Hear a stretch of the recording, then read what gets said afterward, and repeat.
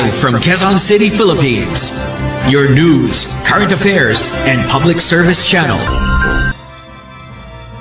Magandang buhay Pilipinas, muli sumasayo ang pagkabaligod payong balita kalusugan. Doc Asian, Specialist Alien, mabuhay Philippines. Magandang buhay Pilipinas, magandang umaga sa ating lahat. Ito ang inyong Ligod Bayan, Doc Ancient Alien Specialist Juno Gairi po para po sa paglilingkod sa ating kalusugan.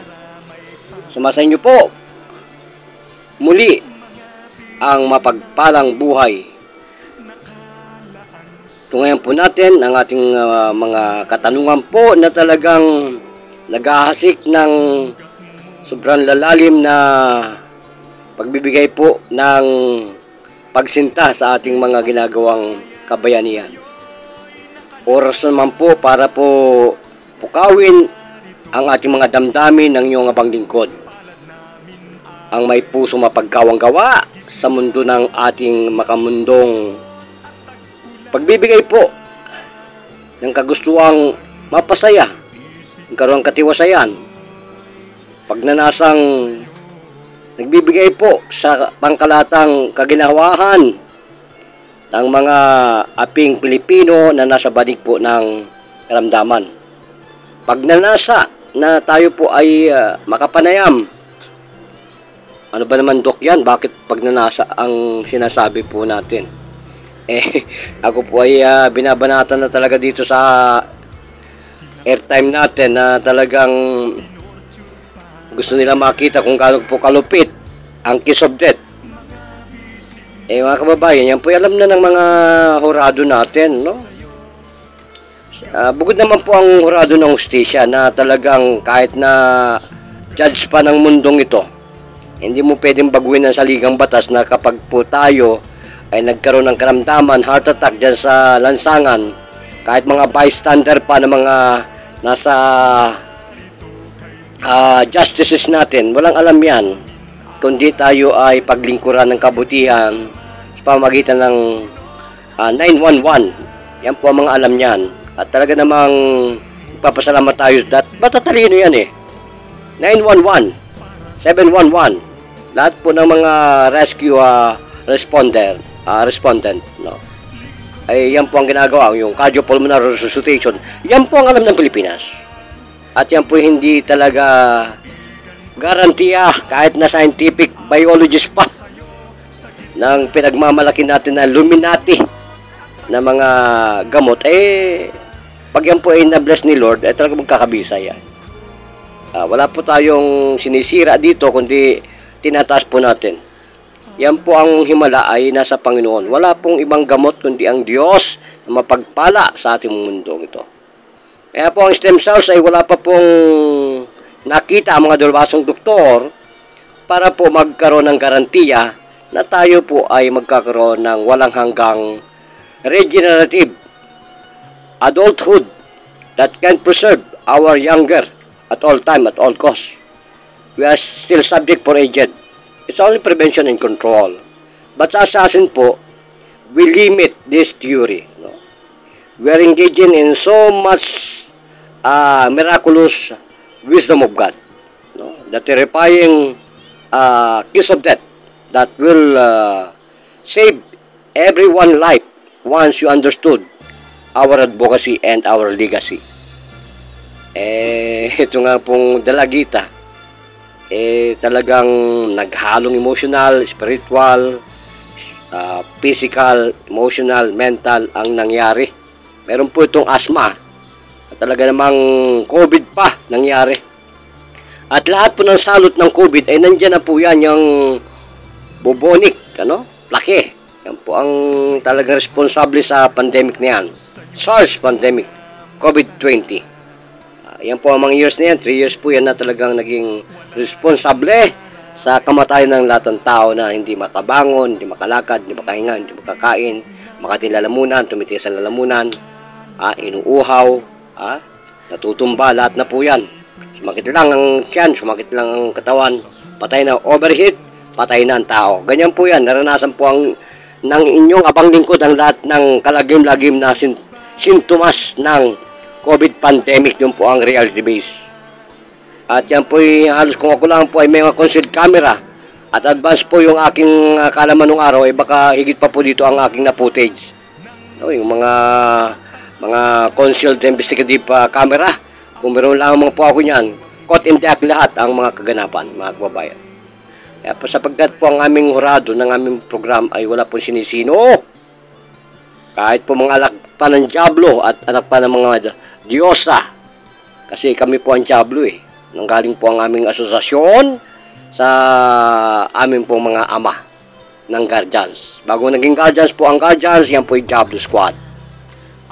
Okay, salud po sa mga supremo, kamay akap po at banal sa inyo, sa ating lahat. So, meron lang po nagtanong na talagang hindi ko mapahindihan kung ano raw po talaga ang pagkadoktor ng inyong abang lingkod. Nung nakaraan pong pandemic hanggang ngayon.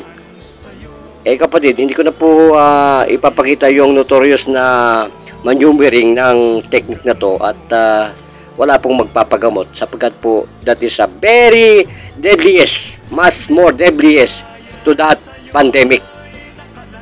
10 kamay po ang advance namin dyan. At isweris, nagamit ko na po yan sa pamilya ko. At alam yan ng mga NBI, PNP, kung anong ibig sabihin ng mediko ng judo. Harakiri. One touch, you cannot breathe for about an hour. Or exactly, more than an hour. So, sorry po kung medyo maangas talaga ang dating natin. Kapag nawawala po ang accent ng Diyos. Ano po? Kaya po sa mga nagtatanong, ito na po yung aking footage na hindi ko po sasamahan ng ating boses para po medyo kalmanti ang dating. No? Marami kasing mga patututo na dapat malaman ni Juan de la Cruz na yung po palang mga plakinean ay nabubuhay pa. Reversible kung tayo po ay may pananampalataya sa ating Panginoon. No? Kaya po, one God, one nation ang ating pong binabanggit lagi sa inyong lahat para po tayo po ay lagi pong makaalala sa kabanalan ng ating Diyos ang masalangit. Na po, lagi po nating ginagawa yon. At taasan po ang ating biblical at scientific study that is reality based. Nakasulat po sa libro yan. Aking binabanggit na Omicron pandemic, SARS pandemic. Kaya po yung mga pag-aaral natin na yan, talaga namang until now, the process is still accelerated. Talagang there's still the biologists, the scientists still pursuing forward their studies, looking for another alternative therapy for them to nourish these kinds of experimentation, no? Stem cells and a lot of experiment research. So ito na po mga kababayan. COVID-19 pandemic phenomenon outbreak. So this is all about a simple way and common sickness that I can tell the whole world. Pakinggan po natin. We are so much deadly informed that I almost speak even the president of the whole world that the assassin medicine will never forget. Tayo po yung magdasal. This is true about the commander. Ng ating and even samurai and even ninjutsu. Pangunawa na understood what I am doing. And for about said, you will gonna die and be awakened for about a second. It is what sa mga the naghihirap po experiences sa of mga karamdaman. testimony of our little beauty live coverage. Alamin po natin yan. Your name is Charma Benitayo. So your beauty has been almost Saan po ang mga mata? Your sickness Saan po ang mga same tainga thing po natin? that you almost suffered a lot since 13 years old. Yes po. Yes. So how many doctors you had been visited and give their best for medication? Marami na po talaga ako napuntahan. Nebulizer Yes, nebulizer against po. asthma. Yes. So how do you feel once you are taking this nebulizer? Ano po, nangihina ako. Ano, nag-feeling na hindi po maganda. Before that, I want to hear from you what happened to your breast, 5 to 6 breast problem. Ano po, mabigat siya. Tapos, ano po, masakit makirot. After the treatment of this ancient time, this is the eyes. solution, and this is our anything solution. What happened now? Medyo gumaan na po yung pakiramdam ko, tsaka hindi na po siya medyo masakit. Compress. Yes. Opo. It is how we are dealing with the deadly disease today. Even heart attack for about second Philippines revive. Even you're suffering from your asthma, what happened to you? Sumuka po, tapos... And feel of dying. Yes, feel like dying, para po What had you see? liwanag po. Yes, na this is liwanag. the Almighty God. Many people do not understand, never seen this kinds of missionary. The light of divine force intelligence. Once you commit suicide, you're gonna see this one. Between life and death. This is about what you have feel. Between life and death. Ano po, nakita ko na po yung liwanag, tapos... Yung pagsusuka mo dito. Nanay, gano'n natakot ka kanina na agaw buhay ang anak mo? Nervous. Nervous. Akala mo mas matapang ang COVID. Masapang po ang assassin. I almost demonstrated that. And I will not show you how people died for about second, bear with for about second. You have seen it, right?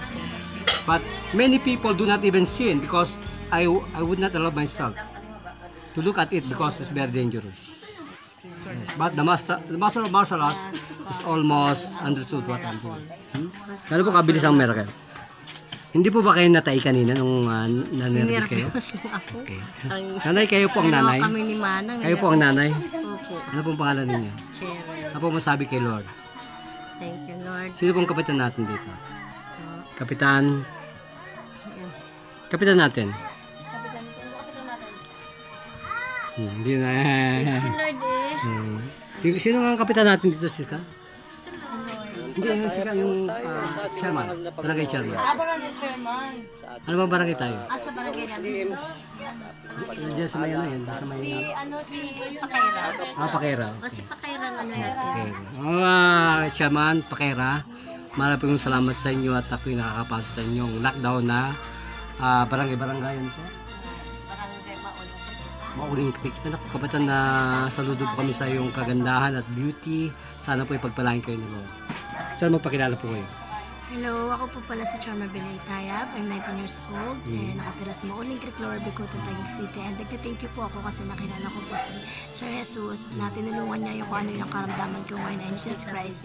And sa tita ko po na kung dahil sa tita ko po is nakilala niya po, nagkaroon po ng guardian sa akin.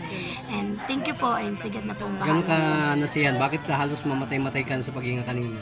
Kasi sa kadahilanan po kasi na hindi ako makahinga at hindi ko na po kinayanan, pero andyan po si Jesus para tulungan ako. Tingin mo kung hindi tayo aral, buhay ka pa kaya ngayon? Hindi na po. This is what I'm telling you. COVID virus is very insect, small. Philippines is very simple if you understand the power of our commando. It's really miracle. I cannot explain to you how our discussion for you to understand what is all about the divine force intelligence. That is the energy of death. It's all about what we are. Even your president here in the Philippines do not even understand what I'm talking because he was not understood the medicine. Even your doctor died because he was only a doctor. But if you engage in this martial arts, in this medication, you're gonna fall and you're gonna be dead and you'll be awakened. This is all about what we are. You try the harakiri. If you pass the harakiri and you still alive, you visit the Okinawa. A lot of the samurai will teach you how to die. Harakiri. So for you Philippines, I hope you forgive me because what I'm saying is this medication is left behind and forgotten by the centuries. The ancient time, the Yuzhua Association. So, hasta la vista, mañana. Sa lahat po ng kapatid ng Guardians, salamat po sa suporta at kay Brother Jovenel Rangel at kay PCGS Jun Salen po dyan po sa Taytay. Salut. At sa lahat po ng pinakmataas na pamunan po ng Guardians, salut. At sa lahat po ng naglilingkod bayan. At sa ating po bansang Pilipinas, Presidente Honorable Rodrigo Duterte, salut po sa inyo lahat. Nagpupukay po sa bansang Pilipino ang inyong lingkod. Po ay dasal, mga babae. Babalik pagkiraan po ng ilang saglit. Diyos mga balos Pilipinas. Doon again po. Turtle life is, Arigato. ano po yan, story. Father, gano'n ka nasarapan na... Talagang nalaglag ang puso at damdamin ng kanyang ina.